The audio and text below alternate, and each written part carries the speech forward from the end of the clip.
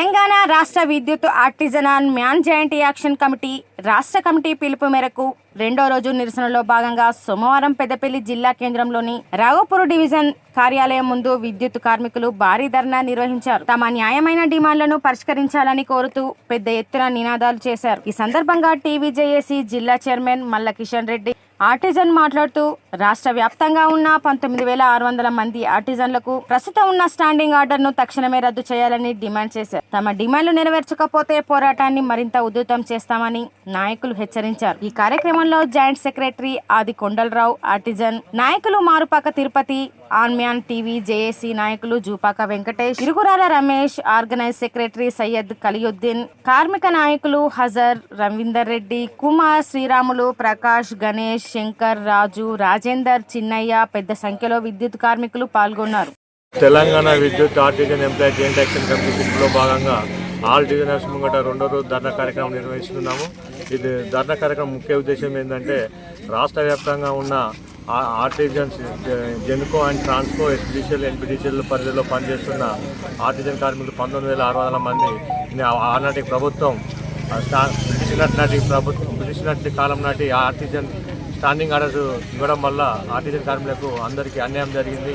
ఈ అన్యాయాన్ని వ్యతిరేకిస్తూ ఆనాటి కాంగ్రెస్ ప్రతిపక్ష నాయకులు ఉన్నప్పుడు బట్టి విక్రమార్క గారు మీకు మా ప్రభుత్వం ప్రజాప్రభుత్వం కాంగ్రెస్ ప్రభుత్వం అధికారంలోకి వస్తే మీకు తగిన న్యాయం చేస్తాం, ఇలా సంస్థల్లో విలీనం చేసుకొని ఏపీఎస్పీ రూల్స్ అమలు చేస్తామని హామీ ఇవ్వడం జరిగింది. అదే హామీని ఇవ్వని ఇంతకుముందు కూడా అధికారంలోకి వచ్చిన కాంగ్రెస్ ప్రభుత్వాన్ని కూడా వినతి పత్రాలు ఇవ్వడం జరిగింది 2 సార్లు.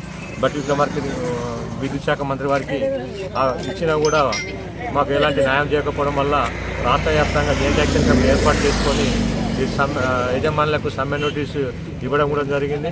ఈ సమ్మె నోటీసులో భాగంగా దశల వారీగా ధర్నా కార్యక్రమాలు జీవనాప్తం కూడా వంటవర్క్ కార్యక్రమాలు సర్కిలాప్తం కూడా నిర్వహించడం జరుగుతుంది.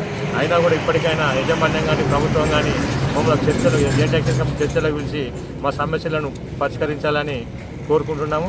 మిగిలిపోయిన ఎన్పీటీసీల్లో ఎస్పీడీసీల్లో ఉన్న అన్మ్యాన్ కార్మికులను ఆర్టీసీలో గుర్తించారు. మిగిలిపోయిన ఎన్పీటీసీలో వచ్చే వారికి ప్రాంతీయ విభేదాలుగా చూడడం జరిగింది. వీళ్ళకు అన్యాయం జరిగింది.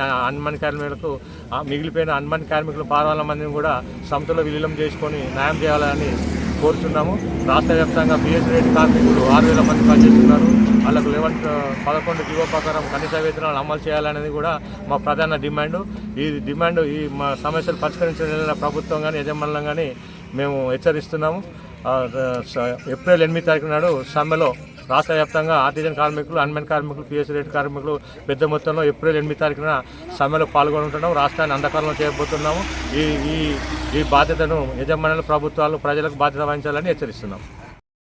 ఆర్టిజన్ మరియు అన్మెన్ జేసీగా ఏర్పడి కొన్ని ప్రధానమైన డిమాండ్లు పెట్టడం జరిగింది. అందులో భాగంగా ఆర్టిజన్ కార్మికులు ఎవరైతే ఉన్నారో 19,600 మందికి సర్వీస్ రూల్స్ రద్దు చేసి స్టాండింగ్ ఆర్డర్ రద్దు చేసి సర్వీస్ రూల్స్ ఇప్పించాలని ఒకటి, అన్మ్యాన్ కార్మికులు ఎవరైతే ఉన్నారో వాళ్ళని ఆర్టిజన్లుగా గుర్తించి మరియు సంస్థలో విలీనం చేసుకోవాలని ఒకటి ప్రధానమైన డిమాండ్.